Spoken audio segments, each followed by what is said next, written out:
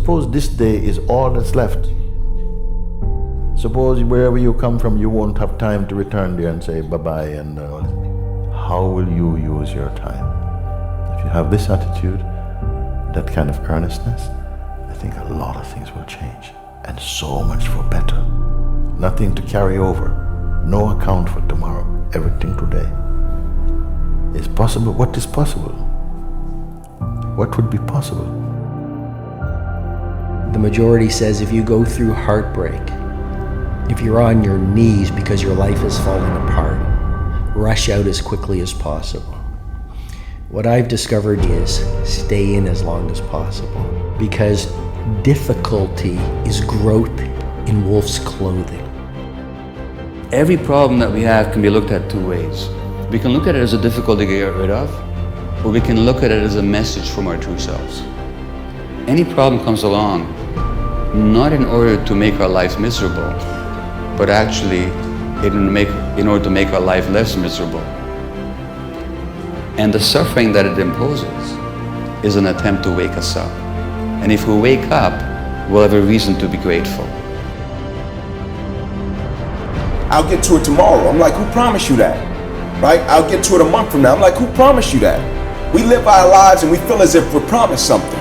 You think about how many people woke up this morning thinking like, man, everything is gonna be great, and life changed, right? One day you wake up on top of the world, next day you wake up, world is on top of you. How many of you in the last 6 months has had an idea that you did not act on that you wish you would have? You get hungry by finding something that's new. I believe that all of us are born unique. You got to find out what is it that turns you on, what resonates with you.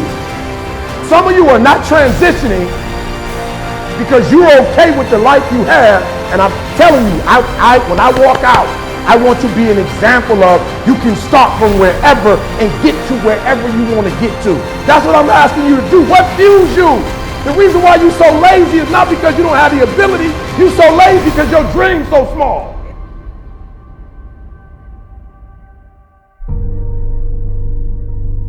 When you break, you have the opportunity to show the world, the whole world, what you are really made of. So if you break,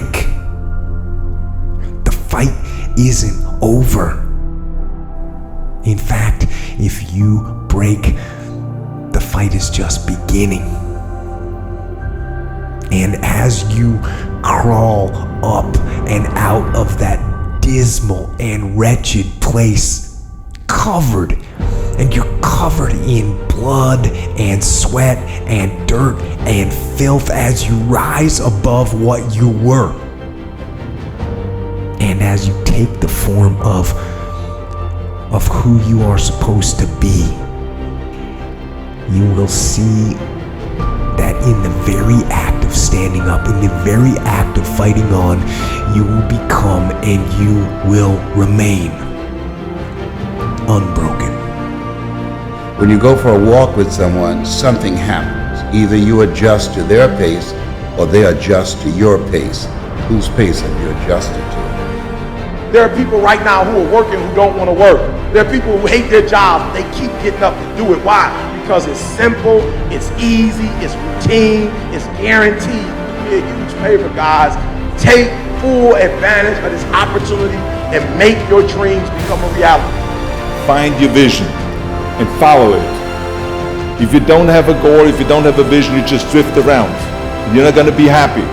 This is why it is so important to have that vision. When you want to succeed as bad as you want to breathe, then you'll be successful.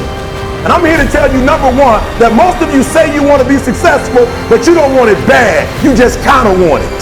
Some of you love sleep more than you love success. And I'm here to tell you today, if you're going to be successful, you've got to be willing to give up sleep. You have to eat the dream. You have to sleep the dream. You have to dream the dream. You have to see it when nobody else sees it. You have to believe it when you cannot see it. You gotta be possessed with the dream.